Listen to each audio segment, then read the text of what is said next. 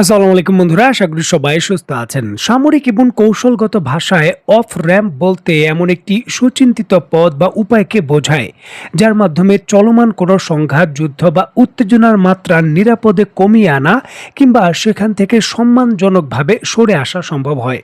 Highway বা মহাসড়ক থেকে গাড়ি নিরাপদে নির্দিষ্ট এক্সিট দিয়ে নামার জন্য যেমন অফ র্যাম্প থাকে, ঠিক তেমনি কূটনীতিক এবং সামরিক কৌশলে এই শব্দটি সংকট থেকে বেরিয়ে আসার পথকে বোঝানোর হিসেবে ব্যবহার হয়।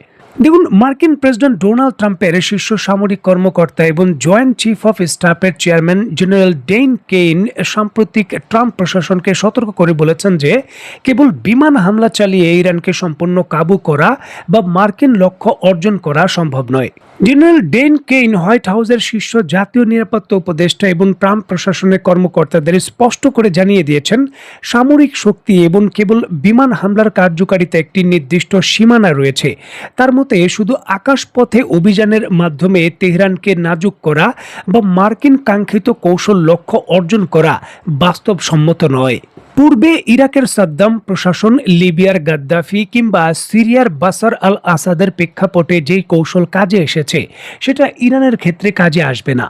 মার্কিন সামরিক বাহিনীর কাছে প্রধান অস্ত্র, মিসাইল এবং এয়ার ডিফেন্স সিস্টেমের ইন্টারসেপ্ট মজুদ আশঙ্কাজনকভাবে কমে গেছে, যে জেনারেল ডেইন কেইনের অন্যতম প্রধান উদ্বেগ। তিনি সতর্ক করে দিয়েছেন যে যদি নতুন করে বড় ধরনের বিমান হামলা ইরানের বিরুদ্ধে চালানো হয় এবং ইরান পাল্টা জবাবে পাল্টা আক্রমণ করে, তবে তা মোকাবেলা করার জন্য পর্যাপ্ত সামরিক সরঞ্জাম এবং ইন্টারসেপ্টের ঘাটতি মার্কিন বাহিনীকে বড় ধরনের বিপদে ফেলতে পারে। পরিস্থিতি আরও জটিল হওয়ার আশঙ্কায় এই শীর্ষ জেনারেল ইরানের সংঘাত থেকে একটি সম্মানজনক বা কৌশলগত প্রস্থান তথা অফ র্যাম্প খোঁজার উপর জোর দিয়েছেন। তিনি মনে করেন সংঘাতের মাত্রা আরও বাড়ালে তা হিতে বিপরীত হতে পারে এবং মার্কিন স্বার্থের জন্য উল্টো ক্ষতিকর প্রমাণিত হতে পারে।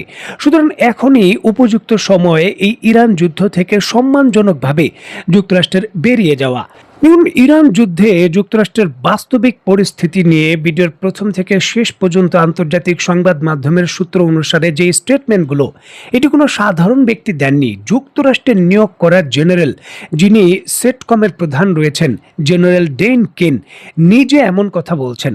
বাস্তবিক অর্থেই বুঝতে হবে মধ্যপ্রাচ্যের যুদ্ধক্ষেত্রে ইরানের বিরুদ্ধে যুক্তরাষ্ট্র বর্তমানে কোন অবস্থায় রয়েছে এবং নিরাপদে কেন তারা বেরিয়ে যেতে চায়। একদিকে যখন ডেইন কেইন যুদ্ধ থেকে সম্মানজনকভাবে বেরিয়ে আসার পরামর্শ দিচ্ছেন, তখন ডোনাল্ড ট্রাম্প বলছেন যে বেরিয়ে আসার বিষয় পরে, আগে এই তথ্য ফাঁস কে করেছে তার শাস্তি হবে। যুক্তরাষ্ট্রের কাছে বর্তমানে অস্ত্রের সংকট রয়েছে, এই তথ্য যদি পরিষ্কারভাবে লিক করা না হতো তাহলে ডোনাল্ড ট্রাম্পের যে হুমকি রয়েছে ইরানের বিরুদ্ধে তার ওজন বেশি থাকতো এবং সেটি বাস্তবিক অর্থে বিবেচনা করত প্রতিপক্ষ।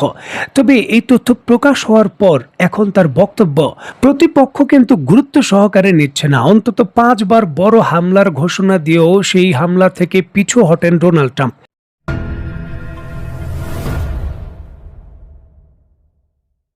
স্ক্রিনে বর্তমানে আপনারা যে দৃশ্যটি দেখছেন, এটি আমার আপনার কাছে সাধারণ দৃশ্য মনে হলেও সামরিক বিশেষজ্ঞ বা যুক্তরাষ্ট্রের কাছে মোটেও এটি স্বাভাবিক দৃশ্য নয়। গত 40 বছর ধরে মধ্যপ্রাচ্যের বিভিন্ন ঘাঁটিতে ধাপে ধাপে বিলিয়ন ডলার খরচ করে আস্তে আস্তে তারা যে সাম্রাজ্য এবং বিশাল সামরিক ঘাঁটি তৈরি করে ফেলেছিল, ইরানের মাত্র কয়েক সপ্তাহের হামলা সেই বিশাল সাম্রাজ্য বা বিশাল শক্তিশালী সেই অবকাঠামোর যে কৌশলগত গুরুত্ব রয়েছে তা যেন বিলীন করে ফেলেছে। রাডার সিস্টেম থেকে শুরু করে গুরুত্বপূর্ণ অবকাঠামো আগের মতো নেই, যেটি পুনর্নির্মাণ করা হয়তো যেতে পারবে বিলিয়ন ডলার খরচ করে, তবে তা দিয়ে কৌশলগতভাবে কি করা যাবে তা নিয়ে প্রশ্ন তৈরি হয়েছে। যুক্তরাষ্ট্রের বিখ্যাত সংবাদ মাধ্যম দ্য ওয়াল স্ট্রিট জার্নাল এই বিষয়ে তাদের কলামে লিখছে যে প্রায় 4 ডেকেটের একটি শক্তিশালী কৌশলের অবসান হয়েছে ইরানের পদক্ষেপের মাধ্যমে। যুক্তরাষ্ট্র এখন তার পূর্বের সামরিক কৌশল এবং সকল কিছু নতুন করে সাজাতে চায়, যার জন্য মধ্যপ্রাচ্যের এই বর্তমান কৌশলের যে যুদ্ধ রয়েছে তা আর করতে চায় না। যুদ্ধের একেবারে প্রথম দিক থেকেই যুক্তরাষ্ট্র প্রচণ্ডভাবে আশাবাদী ছিল ইরাক যুদ্ধে বা লিবিয়া বা অন্যান্য দেশের সামরিক অভিযানে ইউরোপের দেশগুলো ঠিক যেভাবে যুক্ত হয়েছিল ইরানের ক্ষেত্রেও হয়তো যুক্ত হবে। তবে হতাশ করেছে ইউরোপের দেশগুলো যুক্তরাষ্ট্রকে, তারা যুক্ত হয়নি। নতুন করে যে সামরিক জোট, বিশেষ করে হরমুজ প্রণালী উন্মুক্ত করার জন্য সামুদ্রিক জোটের কথা বলা হচ্ছে, সেই বিষয়েও কিন্তু ইউরোপের আগ্রহ নেই। যুক্তরাষ্ট্রের বারবার প্রস্তাব এবং তাগিদ দেওয়ার পরও ইউরোপের দেশগুলো এই বিষয়ে আগ্রহ দেখাচ্ছে না। এখন যুক্তরাষ্ট্রকে অনেকটা বলতে পারেন বাধ্য হয়ে তার সামরিক কৌশল এবং সামরিক যে উত্তেজনা রয়েছে সেটা কমিয়ে তার মিত্রদের রক্ষা করা এবং তার অন্যান্য ভূখণ্ডে যে সামরিক কৌশল রয়েছে তার প্রভাব বজায় রাখার কৌশলের উপর নতুন করে ভাবতে তাকে বাধ্য করছে। এখন শুধু মধ্যপ্রাচ্যের দেশগুলোতে নিজের প্রভাব বলয়গুলো শুধু ঝুঁকিতে নেই, ঝুঁকিতে রয়েছে একেবারে জাপান, দক্ষিণ কোরিয়া থেকে শুরু করে সরাসরি একেবারে ইউরোপের ন্যাটোর অভ্যন্তরেও যে যুক্তরাষ্ট্রের প্রভাব ছিল তা নিয়েও নতুন করে ঝুঁকি তৈরি হয়েছে। ইরানের এক যুদ্ধ এবং ইরানের এক হামলা সকল কিছুই যুক্তরাষ্ট্রের সামরিক সক্ষমতা এবং তাদের যে অপারেশনাল কস্ট রয়েছে সকল কিছুই নতুন করে প্রশ্ন তুলেছে যে এই ধরনের ব্যয়বহুল অস্ত্র এবং ব্যয়বহুল যে কৌশল রয়েছে যুদ্ধক্ষেত্রে কতটা কার্যকর। যার জন্য যুক্তরাষ্ট্রের এখন শুধু যুদ্ধ করলেই হবে না, নিজের প্রভাব বলয় রক্ষা করার জন্যও নতুন করে পরিকল্পনা করতে হবে।